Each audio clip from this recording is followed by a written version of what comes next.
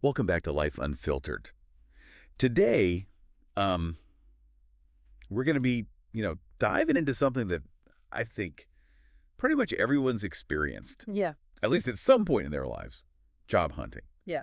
But we're not going to talk about like the usual stuff you hear about, like how to write a good resume or like, Hmm. how to answer tough interview questions. Yeah. We're going deeper. Yeah. We want to uncover Hmm. the hidden costs of job hunting. Oh, yeah. And when I say hidden costs, I mean, like the time, Mm. the money, Yeah. the energy Yeah. that you invest Yeah, absolutely. before you even get the job. It's so funny, right? Like, we always hear about salary negotiation and benefits and stuff like that, but no one ever talks about Yeah. what you have to do to even get to the point where you can Exactly. negotiate Right. those things. And I think we've all been right. Like, spending hours tweaking cover letters, Oh, yeah. you're researching companies, you're prepping for interviews. Mm. It's basically like a part-time job in itself. And it's an unpaid one, which is the worst part. And it's not just the time, like you were saying, it's the money, too. Think about Right. the things that people don't even consider. Like, do you have to travel to the interview? Right. Did you have to buy, a whole new outfit? Yeah. What if you need childcare? Yeah. These things can really add up, especially if you're already struggling, to make ends meet. Absolutely. Like, I remember when I was right out of college Uh. and I was job hunting, and I had this one week where I had 5 interviews, Wow. all in different parts of the city. Oh, man. So not only did I have to like pay for transportation, like the train, sometimes a cab, Yeah. I had to get my like one suit dry cleaned several times that week. Oh, wow. And then of course I was, grabbing lunch before each interview. Yeah, you got to eat. I mean, I probably spent close to $200 that week alone. Oh my gosh, that's a lot of money, especially like you said, if you're living on a tight budget. Yeah. I think it really highlights how unequal the hiring process can be Right. for people who, don't come from a lot of money, or Mhm. for people from groups that, already face a lot of barriers. Yeah.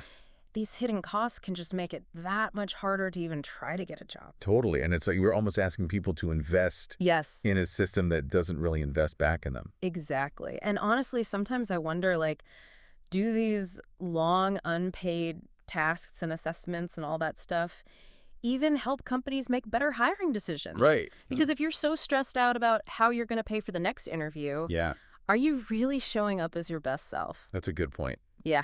Yeah, I remember one time I was like so burnt out from doing all these take-home assignments, like writing samples. Oh my gosh, yeah. And then I had like 3 rounds of interviews that by the time I got to the final round, I was like, wait, why do I even want this job? Yeah, you've already given them so much work. It's like Right.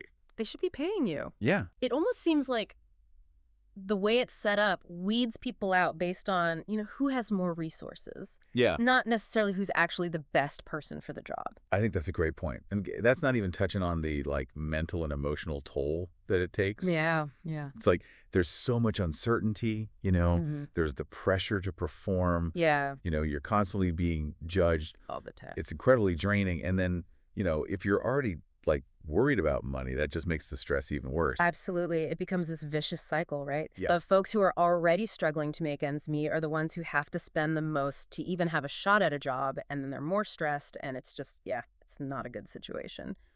So like, where did this whole expectation of like unpaid labor even come from?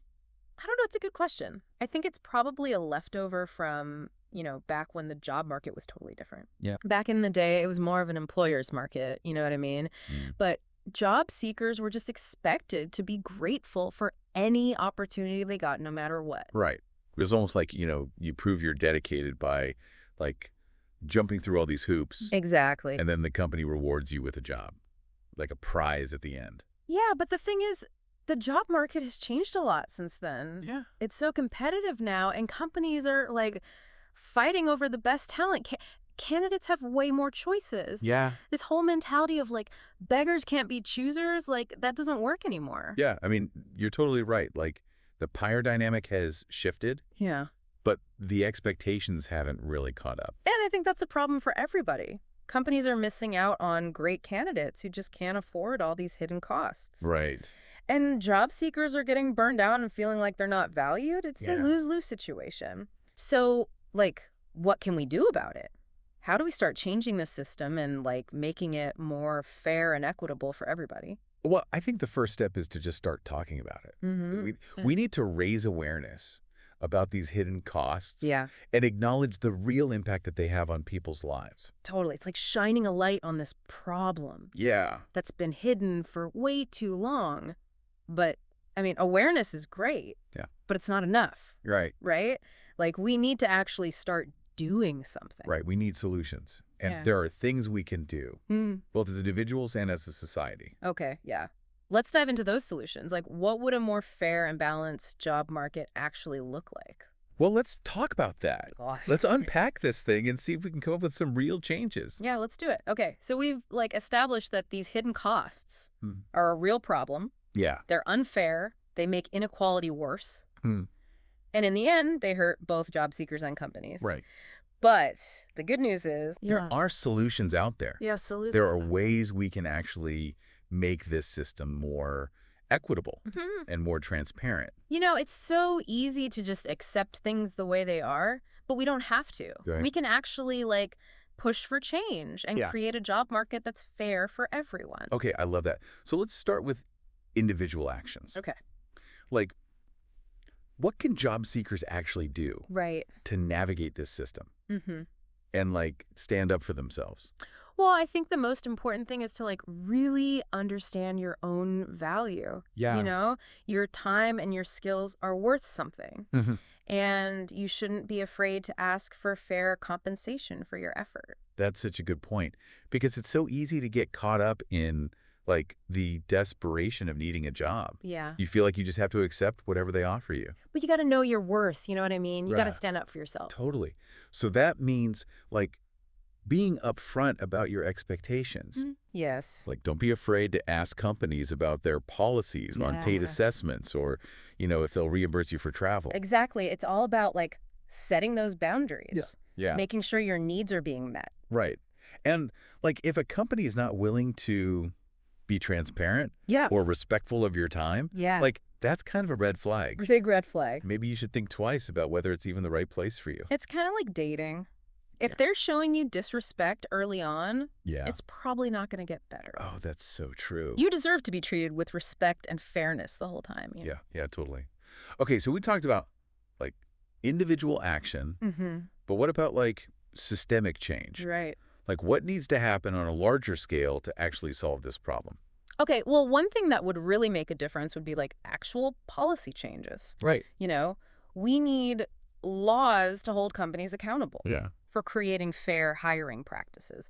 We need to protect people Yeah. from being exploited. It would be amazing if there was, like, a law that said companies had to pay Yes. for any assessments. I mean, that would be a game changer. Right. It would make sure that everybody, Yeah. no matter how much money they have, Yeah. can participate in the job market. Right. And it would tell companies that, like, people's time and skills are Yeah. actually worth something. Totally. Like, it's sending a clear message Right. that they can't just take advantage Yeah. of job seekers. Right. Right. But, I mean, even without, like, those laws in place right now, Yeah. there are still things that we can do to push for change. Absolutely. Like, one thing we can do is support organizations Yeah. that are fighting for fair hiring practices. Okay. You know, like advocacy groups Hmm. that are, trying to change laws or Yeah. providing resources to job seekers. Right. Like giving them the tools and the information Yeah. to navigate this process. Exactly. And we can donate to these organizations, volunteer our time, Yeah. even to spread the word about what they're doing. Yeah, totally. It's like using our voices and our resources Right. to support positive change. Exactly. And speaking of voices, don't underestimate the power of social media. Oh, yeah. We can go on Twitter, LinkedIn, Instagram, and talk about our experiences, Mm-hmm. raise awareness about these issues, and Yeah. call out companies that are doing things that are unfair. It's like we have the power to hold them accountable Yes. when we all speak up together. Right. When enough people demand better, companies are going to have to listen. Yeah. Like that saying, Yeah. the squeaky wheel gets the grease. Exactly. Okay, so beyond, like, legislation Mm-hmm. and social media, Yeah. what else can we do to create a more equitable job market? Well, honestly, I think we need to start thinking outside the box. Hmm. We need to rethink the traditional hiring process. Oh, I'm intrigued. Like, what do you have in mind? Well, instead of these like really long unpaid assessments and these Mhm. like never-ending interviews, Mhm. maybe companies could try some other approaches Yeah. that are more respectful of people's time Mm. and their skills. Okay, so like what? Give me some examples. Okay, so one thing some companies are starting to do is these like job auditions. Oh, interesting. Yeah, have you heard of those? Yeah, I've heard the term, but I'm not really sure how they work. Okay, so basically a job audition Hmm. is like a short paid assignment Okay. that lets you actually demonstrate your skills Hmm. in a real world setting. So instead of asking people to do like free work, Right. they're actually compensating them. Yeah, they're paying them to show what they can do. I love that. So both sides benefit, right? Yeah. The candidate gets paid for their time, they get Hmm. some real experience, Right? and the company gets to see what they can actually do. Yeah, it's a win-win. Yeah, it's a total win-win. Can you give me an example, like a specific example of how that would work? Okay, sure. Let's say you're applying for a writing job. Mm. Instead of making you submit like unpaid writing samples, Right. they might say, okay, we'll pay you to write a blog post for us. Yeah. Or we'll pay you to come up with a social media campaign. Right. That's way more practical Right. than just like looking at someone's portfolio. Yeah, exactly. Or if you're applying for a design job, Mm. maybe they'll pay you to create a mock-up of a website Yeah. or like a marketing brochure. Totally. It gives you a chance Yeah. to actually like show off your skills. Right. And the company can actually use that work. That's so smart. It's so much more collaborative yeah. and efficient Mm-hmm. than the traditional way of doing things. Totally. And it shows respect Yeah. for the person's time Mm-hmm. and their talent. Absolutely. Okay, so speaking of respect, Yeah. what are some other innovative approaches that are out there? Okay, well, another thing that's becoming more popular is micro internships. Okay, I haven't heard of this. So basically, they're like short-term paid projects Okay. that let students or recent grads Mm-hmm. get some experience in a specific field. So it's kind of like a mini internship. Yeah, like a little bite-sized internship. Okay. That's really focused on a specific skill. And these are usually like how long? Pretty short, just a few days, maybe a couple weeks, tops. That's cool. That's a good way for Yeah. people to like get their foot in the door Mm-hmm. without having to like commit to a whole summer Right. doing an internship. Exactly. And it's good for companies, too, because Yeah. they can test out new talent Mm-hmm. and get some help with, specific projects. Right. It's like another win-win. Totally. Okay. What else? Anything else that's like really new and innovative? Okay, well, there's a whole movement happening around skills-based hiring. Yeah. Have you heard of that? I have heard of that. Okay. So basically it's all about like moving away Mm-hmm. from just focusing on people's credentials, Right. like their degree Mm-hmm. or their work history, Yeah. and instead actually assessing Yeah. what they can do. Their actual skills. Exactly. So instead of just looking at, like, my resume, yeah. they're actually going to see, like, can I actually do this job? Exactly. And how do they do that? Well, there are a bunch of ways. Mm-hmm. They can do skills assessments. Yeah. They can look at portfolios. Mm-hmm. They can even do these like work simulations Oh, right. to see how you'd actually perform in Yeah. the role. That makes so much more sense Wow. than just like, Yeah. oh, you went to this school Yeah. and you worked at this company, so like you must be good. It's about valuing what you can actually bring to the table, Yeah. not just what you've done in the past. And that opens up opportunities, I think, for people who might not have like the traditional background, Mm-hmm. but they have the skills to do the job. It makes the job market more inclusive Yeah. and more fair. Totally. And it's good for companies too, Yeah. because they have a bigger pool of talent to choose from. Right. They're Big more time. likely to find someone who's Mhm. actually a good fit. I love that. There's a win-win It's a win-win. Yeah. for everybody. Okay, so it sounds like there's a lot of like really exciting stuff happening Yeah, in the hiring space right now. I really think so. Yeah. I'm hopeful that, more and more companies are going to start doing these things Mhm. as they realize that, like, a fair and equitable hiring process is actually good for them, too. Yeah, it's inspiring to see this shift Yeah, towards a more like human-centered approach. it really is. It's about time, Yeah. For too long, hiring has been this, like, secretive process full of outdated practices. Right. It's time for something new. Totally. It's time to embrace transparency, Right. fairness, Yeah, and innovation. absolutely. We need to create a job market Yeah. that values people, Mm-hmm. their time, and their talents. Couldn't have said it better myself. Okay. Well, Yeah. I think this is a good place to, like, take a little pause. And when we come back, we'll talk more about, like, the emotional side Okay. of job hunting and how to stay positive Yeah. and resilient throughout the whole process. Sounds good to me. I'm ready to unpack all those feelings. Okay. Stay tuned, everybody. Mm. We'll be right back. Okay, so welcome back to Life Unfiltered. We've been, really diving deep into this whole job hunting thing Yeah. and all the hidden costs that come with it. Mm-hmm. And, now I think it's time to talk about the emotional side of it Yeah, because it can be really tough. it really can. You're putting yourself out there, you're facing rejection. Mhm. It's easy to start feeling like you're not good enough. Absolutely. And I think it's so important to acknowledge those feelings. Yeah? Don't try to bottle them up. Like, Yeah. let yourself feel them. Mm-hmm.